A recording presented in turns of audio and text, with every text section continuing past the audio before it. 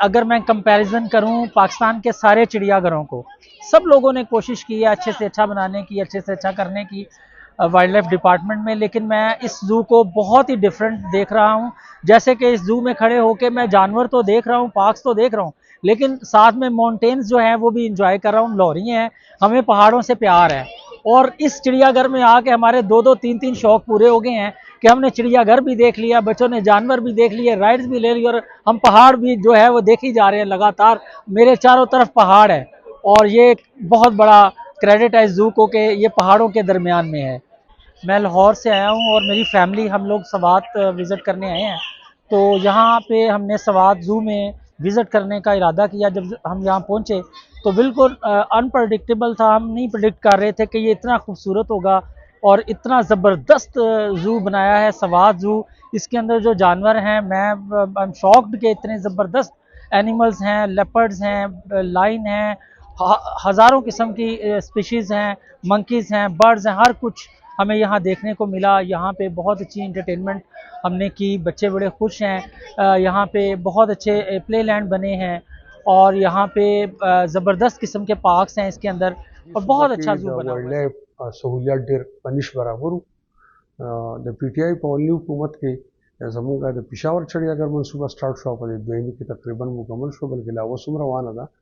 او کوم چې د پی ټی آی تیر حکومتونو په هغې کې دا بله منصوبه کنسیو شوه چې سوات اصل یو ټوریزم سپاټ دی، ټورست دلته ډېر راځي. نو د سوات خلکو ته بیا د ملکنډ ټولو خلکو ته د صوبې او ټول ملک خلکو ته به یو بل سهولت میلاو شي.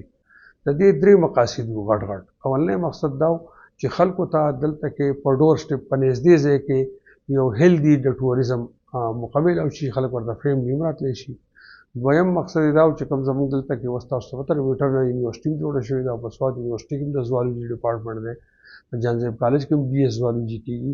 نو چې هغه اکیډمي یا د ریسرچ لپاره په نږدې باندې چې هغو په کیپټیو بریډینګ باندې سره ریسرچ کوي چې هغو ته موقع میلاو شي، او لوکل خلکو ته به د روزګار هم ذریعه میلاو شي په مختلف مدنو کې.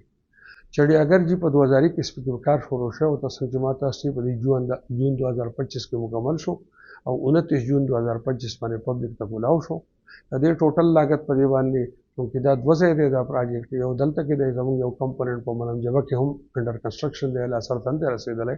اتلس کاناله الته دا غزمکه دا 3 کاناله زمکه زموږ د دې کانجو ټاونشپ دا مکمل شو. هغه کې لګ کار پاتې دی.